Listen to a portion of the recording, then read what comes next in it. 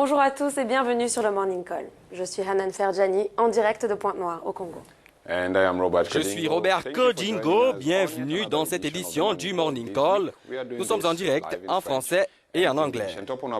À la une, Zimbabwe se dirige-t-on vers une fin de mandat du président Robert Mugabe après que les vétérans ont exigé son départ du pouvoir? Nous nous posons la question dans cette édition. Aller au-delà des textes et agir plus pour l'éradication du mariage des adolescentes en Gambie. Voici les attentes de la société civile au lendemain de l'adoption d'une loi pénalisant le mariage des jeunes filles. Nous en parlons dans l'édition du Morning Call de ce matin. Dans notre bulletin d'information, Ouganda, l'opposant historique Kizza Besigye est à nouveau arrêté après avoir été blanchi de ses accusations de désobéissance civile. Et puis une nouvelle page se tourne pour Yahoo. Le géant de l'Internet cède ses principaux actifs à l'américain Verizon. On en parle dans notre page éco. Bienvenue dans cette édition du Morning Call. Le vice-président zimbabwéen Emmerson Mnangagwa, réputé être proche des vétérans de la guerre anticoloniale, vient de prendre ses distances de ce mouvement qui qualifie Mugabe de dictateur et demande sa démission. Les vétérans sont pourtant considérés comme faisant partie des soutiens de Mugabe qui lui ont permis de demeurer au pouvoir depuis son accession à la magistrature suprême. Certains d'entre eux estiment que le Zimbabwe a besoin d'un nouveau leader. Écoutez. Nous n'avons aucun dirigeant qui soit capable de gérer l'économie de ce pays. C'est pour ça que nous disons que Mugabe doit partir. Mugabe ne va pas remporter l'élection.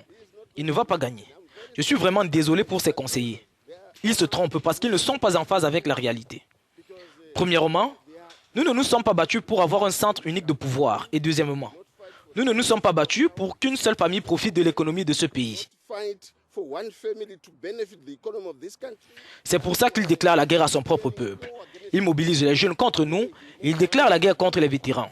Ce n'est pas le Mugabe que j'ai connu.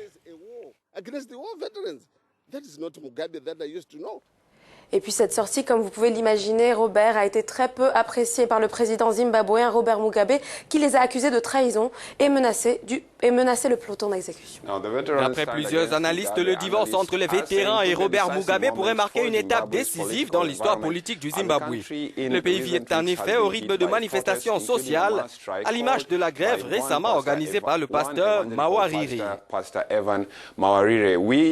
Nous avons eu en ligne de Harare, la capitale zimbabwéenne, l'économiste Vince Mesewe. Serait en train d'enquêter sur le communiqué rédigé par les vétérans de guerre. Et jeudi dernier, encore, des représentations régionales des vétérans de guerre ont demandé la démission du président.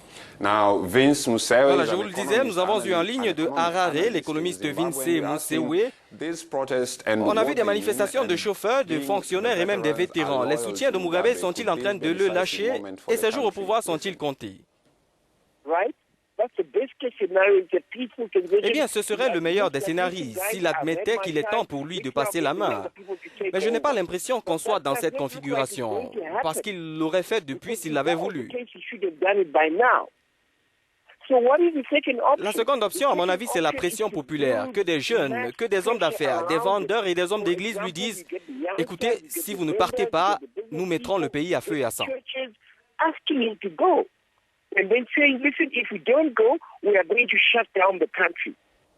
Alors, quelles pourraient être les conséquences de l'appel à la démission de Mugabe lancé par ses vétérans?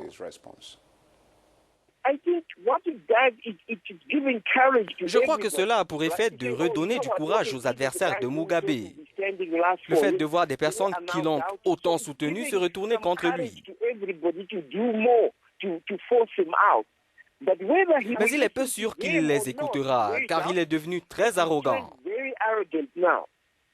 Et vous savez, les dictateurs, il faut les contraindre à quitter le pouvoir. Aucun d'entre eux n'est parti volontairement en Afrique.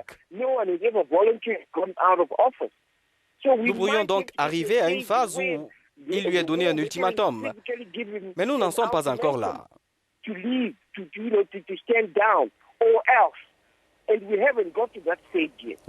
Alors, au plan économique, les fonctionnaires ont été payés la semaine passée. Cela signifie-t-il que les choses vont mieux? Non, rien n'a changé au plan économique. L'activité économique est au ralenti. les choses vont de mal en pire. Remarquez par exemple que le gouvernement a repoussé le paiement des salaires des fonctionnaires qui représentent pourtant une bonne frange de la population. C'est dire l'ampleur de la crise.